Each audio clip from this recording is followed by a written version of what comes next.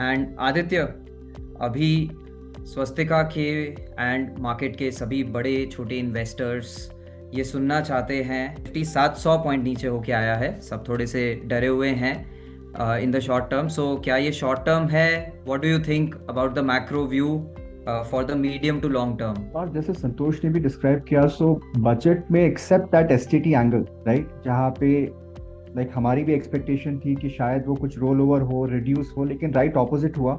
And futures में almost 150% increase हुआ and options में almost like 50%, so nobody was expecting it.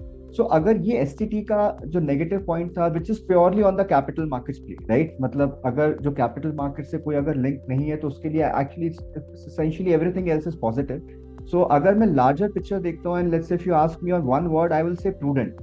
Because India के लिए लाइक अगर हम थोड़ा सा अपना होराइजन बड़ा करें, let's say we think about next 3 years to 5 years, forget next 3 months में क्या होगा, लेकिन अगर हम होराइजन थोड़ा सा बड़ा करते हैं, then the good part is, जो मैंने डिस्कस किया था, is the fiscal prudence. This is the most important number. कोई भी अगर आप बजट देखेंगे पिछले 10 साल का, और स्पेशली अगर हम नंबर्स की बात करेंगे पिछले 5 से 6 साल का, कोविड के टाइम पे हमारा जो फिस्कल डेफिसिट था, because of the reasons we know, almost 9% touch हो गया था। और अभी जो गवर्नमेंट ने FY27 का जो टारगेट रखा है, दैट इज अराउंड 4.3%।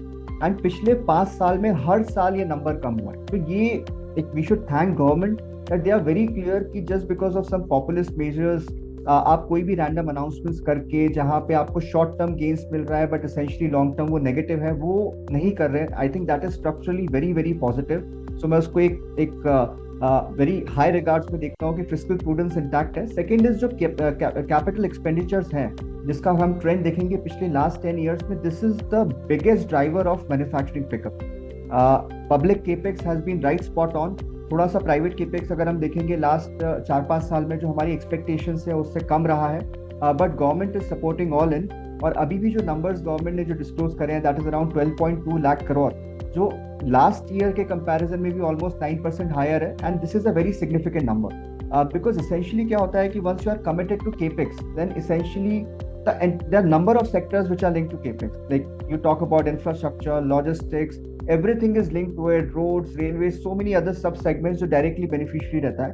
तो वो एक बहुत बड़ा पैरामीटर है जो हम देख रहे हैं, because essentially let's say अगर गवर्नमेंट ने ये नंबर कट कर दिया होता, because last year it was all about consumption, let's say this year अगर ये 10-15% 20% कट डाउन होता, then that would be treated as a really negative, क्योंकि गवर्नमेंट then अपना जो ट्रैक है उससे भटक जाता। But they remained on these two pointers, fiscal deficit and the capital expenditure. So that is kind of positive. So as a long-term investor, अगर मैं India की growth story देखूं, so that structural growth story is intact.